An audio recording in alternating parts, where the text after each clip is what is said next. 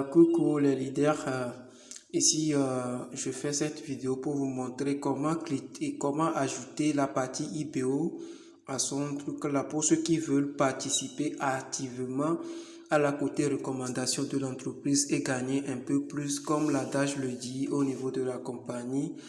La recommandation vous donne la sécurité et la partie trading vous permet de créer votre fortune. Donc, ce n'est pas négligé.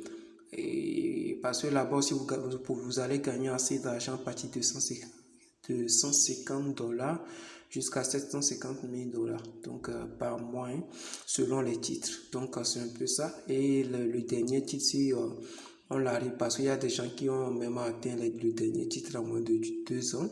Donc, ce qui fait que si vous atteignez le titre là, ça va aussi vous permettre de faire de gagner assez. Et moi, je ne blague même pas avec cette partie parce que je sais que c'est sans risque. Je vais tout simplement partager cette merveilleuse opportunité avec mes relations. Maintenant, on va aller rapidement. Je vais vous montrer, puisque tout le monde commence en tant que client, comment ajouter la partie IBO à votre compte. D'abord, la personne clique ici. La partie Shopping Cards. Donc, lorsque la personne clique ça va l'amener ici. Ça va l'amener ici. Il suffit seulement de zoomer un peu. Vous pouvez zoomer si c'est sur appareil. Vous zoomez un peu. Regardez un peu. Regardez ici. Regardez ici. Il y a un petit carré là-bas. Vous cliquez tout simplement sur le carré.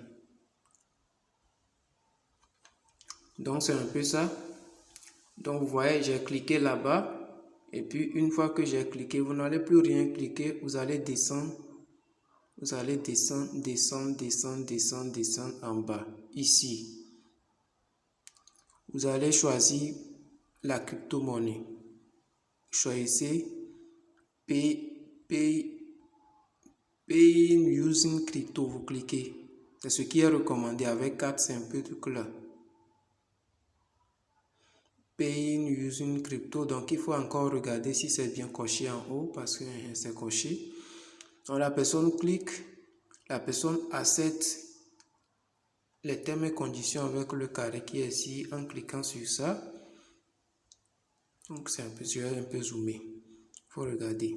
Donc j'ai accepté les termes et conditions ici et puis la personne clique sur Order.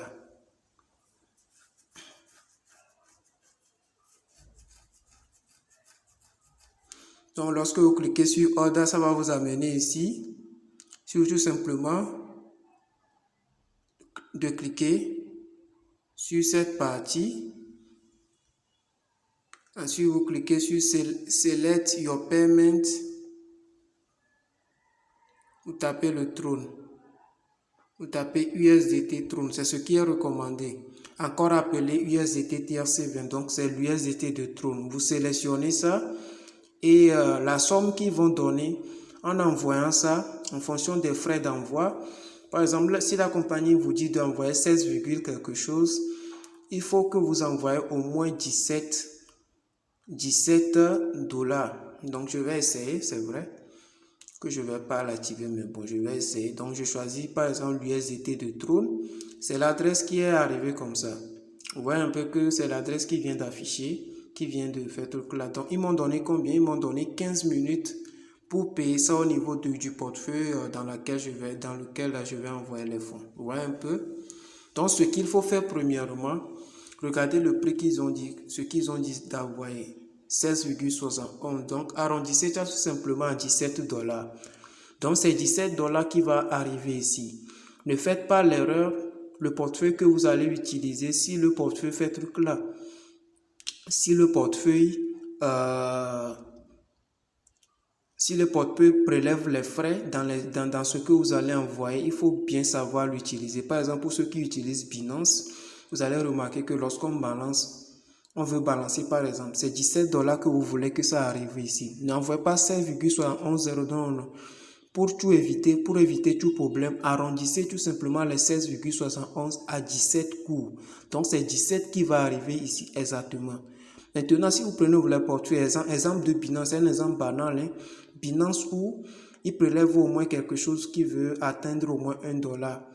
Donc, si vous voulez envoyer, vous n'allez pas envoyer 17 $ sur Binance. Si vous envoyez ça, lorsque eux vont enlever leurs frais dans ce que vous envoyez, ce qui va arriver ici ne va pas atteindre. Donc, vous allez faire de telle manière en fonction du portefeuille que vous utilisez. Parce qu'il y a des portefeuilles, eux, ils enlèvent les frais de 2 $, 3 $, 1 $, ça dépend. Donc, en fonction du portefeuille que vous utilisez, vous savez que c'est 17 $ qui va arriver ici. Vous faites ça plus les frais d'envoi que le portefeuille va prélever dans ce que vous allez envoyer. Sinon, beaucoup de personnes font cette erreur. Ils envoient les fonds et finalement, c'est insuffisant. Donc, notez très bien que c'est 17 $ exactement qui doit arriver ici.